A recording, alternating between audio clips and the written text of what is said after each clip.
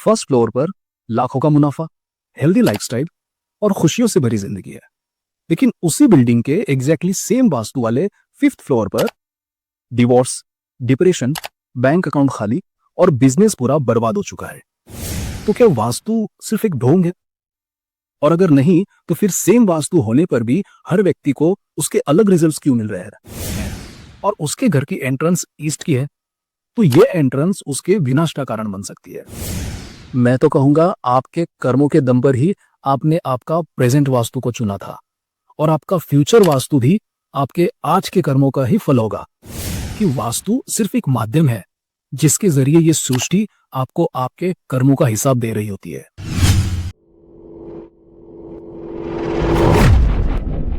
एक बिल्डिंग जिसमें सभी फ्लैट्स का स्ट्रक्चर सेम है, लेकिन फर्स्ट फ्लोर पर लाखों का मुनाफा, हेल्दी लाइफस्टाइल और खुशियों से भरी जिंदगी है। लेकिन उसी बिल्डिंग के एग्जैक्टली सेम वास्तु वाले फिफ्थ फ्लोर पर डिवोर्स, डिप्रेशन, बैंक अकाउंट खाली और बिजनेस पूरा बर्बाद हो चुका है, जबकि वास्तु स्ट्रक्चर बिल्कुल सेम है। तो क्या वास्तु सिर्फ एक ढोंग है? और अगर नहीं तो फिर सेम वास्तु होने पर भी हर व्यक्ति को उसके अलग रिजल्ट्स क्यों मिल रहे हैं?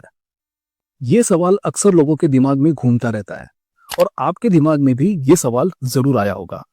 तो आज इस वीडियो में हम इस टॉपिक पर बात करेंगे और हर वीडियो की तरह इस टॉपिक को भी हम भक्तों की तरह नहीं बल्कि लॉजिकली समझेंगे।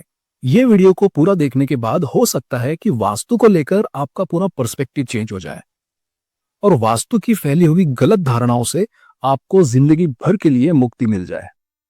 महाशून्य में आप सभी का बहुत बहुत स्वागत है। तो चलिए आगे बढ़ते हैं। सबसे पहले तो आप एक बात दिमाग में फिट कर लीजिए कि वास्तु कोई मैजिक ट्रिक नहीं है कि कोई वास्तु एक्सपर्ट छड़ी घुमाएगा और रातों रात आपके सारी तकलीफों को छूमंतर कर देगा। लोग कहते हैं वास्तु कर लो सब ठीक हो जाएगा, लेकिन सच ये है कि वास्तु सिर्फ एक सपोर्ट सिस्टम है, कोई मैजिक बटन नहीं। वास्तु एक स्टेज है जहां हर व्यक्ति अपना एक अलग ड्रामा लिख रहा है। सोचिए एक रूम में एसी चल रहा है, 10-12 लोग बैठे हैं, लेकिन क्या हर किसी को सेम टेम्परेचर फील हो रहा होगा? जी नहीं। किसी को ठंड लग रही होगी, किसी को गर्मी, तो किसी के लिए ये टेम्परेचर बिल्कुल परफेक्ट होगा, क्योंकि हर किसी का बॉडी सिस्टम, बॉडी कंडीशनिंग और रिक्वायरमेंट अलग होता है। मान लीजिए एक बिल्डिंग में सभी फ्लैट्स की एंट्री N3 N4 की है, यानी एक ऐसी एंट्री जो प्रॉस्पेरिटी और अपॉर्चुनिटीज के लिए शुभ मानी जाती है। अब सवाल यह है कि क्या ये एंट्री सभी को सेम रिजल्ट्स देगी? बिल्कुल नहीं। किसी का करियर बिजनेस से जुड़ा होगा तो किसी का जॉब से। तो ऑब्वियस है कि बिजनेस करने वाले को ये एंट्रेंस ज्यादा अच्छे रिजल्ट्स देगी, क्योंकि बिजनेस में कंपैरेटिवली ज्यादा अपॉर्चुनिटीज होती है। अब एक दूसरी कंडीशन समझो, सेम फ्लैट्स है और दोनों में ईस्ट में टॉयलेट बना हुआ है। अब मान लेते हैं कि दोनों भी फ्लैट ओनर्स जॉब करते हैं, एक किसी रिसर्च कंपनी में और दूसरा गवर्नमेंट सेक्टर में। तो ये वास्तु दोष किसको ज्यादा प्रॉब्लम देगा? गवर्नमेंट जॉब करने वाले को ही ना, क्योंकि पूर्व दिशा सूर्य की दिशा होती है जो कि अथॉरिटी, सोशल कनेक्शंस और गवर्नमेंट से संबंधित होती है। तो इससे जुड़े व्यक्ति को इस वास्तु दोष से ज्यादा प्रॉब्लम हो सकती है। वास्तु हर जगह साइलेंटली काम करता है, जैसे ग्रेविटी, पर ग्रेविटी का भी एक कागज और एक बॉल पर अलग इंपैक्ट होता है। जब हम एक ही बिल्डिंग के सेम फ्लैट्स की बात करते हैं तो हर फ्लोर पर लोग और लोगों की पर्सनैलिटीज अलग होती है, प्रोफेशंस और फील्ड्स अलग अलग होते हैं, जिंदगी के फेज अलग होते हैं।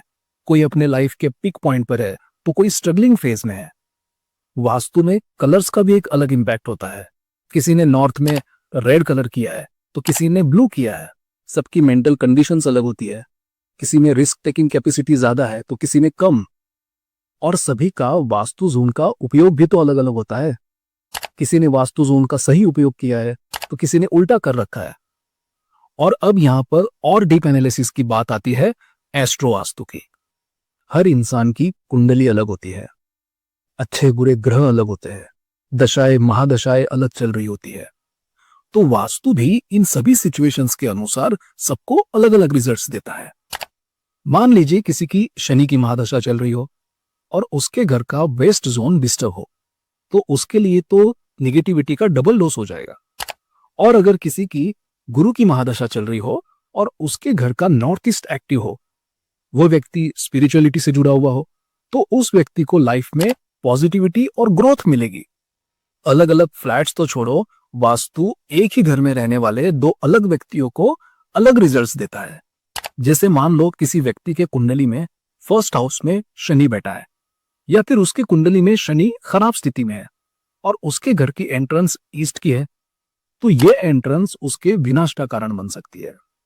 लेकिन उसी घर में कोई दूसरा व्यक्ति हो जिसकी सिंह लगन की कुंडली हो, तो ये एंट्रेंस उस व्यक्ति को राजा बना सकती है। आप खुद सोचिए ना, एक ही जिम में जहां सेम इक्विपमेंट्स है, सेम एनवायरनमेंट है, सेम कोचिंग है, पर क्या हर मेंबर को सेम रिजल्ट्स मिल रहे हैं? नहीं ना, क्योंकि डाइट अलग है, रूटीन अलग है, सबका अपना अपना वर्कआउट कैपेसिटी अलग है। जैसे एक ही स्कूल में सभी स्टूडेंट्स टॉप नहीं करते, कोई टॉप में है तो कोई फेल हो रखा है, जबकि teaching same, environment same, exam में क्वेश्चन पेपर तक सेम, पर बच्चों का फोकस, बैकग्राउंड, डिसिप्लिन और मेहनत भी तो कुछ रोल प्ले करती है। वास्तु भी उसी प्रकार काम करता है, जिसमें आपके कर्मों का एक बहुत बड़ा रोल होता है। मैं तो कहूंगा आपके कर्मों के दम पर ही आपने आपका प्रेजेंट वास्तु को चुना था, और आपका फ्यूचर वास्तु भी आपके आज के कर्मों का ही फल होगा। वास्तु एक्सपर्ट कोई भगवान नहीं होता, वो बस एक जरिया है। लेकिन वास्तु के रिजल्ट्स तभी मिलते हैं जब आपके कर्म भी उस दिशा में सही हो। मैं तो ये भी मानता हूं कि वास्तु सिर्फ एक माध्यम है जिसके जरिए ये सृष्टि आपको आपके कर्मों का हिसाब दे रही होती है। आपका आने वाला अच्छा वक्त, बुरा वक्त ही आपको एक सही वास्तु या गलत वास्तु लेने के लिए मजबूर करता है। अब आप सोच रहे होंगे कि पहले तो वास्तु में माने या ना माने इसका कंफ्यूजन था, लेकिन अब आपने तो इतनी चीजें दिमाग में डाल दी है कि अब कंफ्यूजन और बढ़ गया है। पर डोंट वरी, मैं आपको एक सिंपल और प्रैक्टिकल तरीका बताता हूं। सबसे पहले तो स्टैंडर्ड वास्तु रूल्स के अनुसार अपना घर बनाएं या अपने घर की जांच करवा लें। अगर आपके लाइफ प्रॉब्लम्स वास्तु दोषों से मैच होते हैं तो पहले इन वास्तु दोषों का निवारण कीजिए। इन रेमेडीज को अप्लाई करने के बाद 3 से 6 महीने का टाइम दीजिए। अगर कोई नोटिसेबल चेंजेस नहीं मिलते हैं तब फिर आपको डीपर एनालिसिस की तरफ बढ़ना चाहिए। पर एक बात हमेशा याद रखना, 100% वास्तु जैसी कोई चीज एक्सिस्ट नहीं करती। आप भले ही कितना भी अच्छा घर बना लो, कितना भी वास्तु परफेक्ट घर बना लो, लेकिन इस मानव जीवन में उतार चढ़ाव, सुख दुख, अच्छे बुरे दिन, छोटी मोटी बीमारियां, तकलीफें आती रहेगी। और यही एक जीवन चक्र है। इससे ना भगवान राम बचे हैं, ना मैं बचूंगा और ना ही आप। आशा करता हूं ये वीडियो आपको पसंद आया होगा और अब आप वास्तु को एक ब्लाइंड बिलीफ नहीं बल्कि एक कॉन्शियस टूल की तरह इस्तेमाल करोगे, एक सपोर्ट सिस्टम की तरह इस्तेमाल करोगे। शेयर कीजिए ये वीडियो उन लोगों के साथ जो वास्तु एक्सपर्ट्स को ही भगवान मानकर अपना वक्त बर्बाद कर रहे हैं। और जुड़े रहिए महाशून्य के साथ, जहां हम वास्तु के पीछे छुपे रहस्यों को आपके सामने रखेंगे और समाज में फैले हुए भ्रम और अंधविश्वास की दीवारों को तोड़कर समाज को एक नया दृष्टिकोण देंगे। आप हमारे चैनल के ज्वाइन बटन पर क्लिक करके हमें सपोर्ट भी कर सकते हैं और उन खास वीडियोस का हिस्सा बन सकते हैं जिसमें हम आपके घर के वास्तु दोषों का एक प्रैक्टिकल सॉल्यूशन और पावरफुल रेमेडीज शेयर करते हैं। मैं उन सभी लोगों को दिल से धन्यवाद देना चाहता हूं जिन्होंने मेंबरशिप ज्वाइन की है, और आप लोगों के लिए और भी खास वीडियोस हम जल्दी लेकर आएंगे। तो मिलते हैं अगले वीडियो में, तब तक अपना ख्याल रखिएगा। राधे राधे।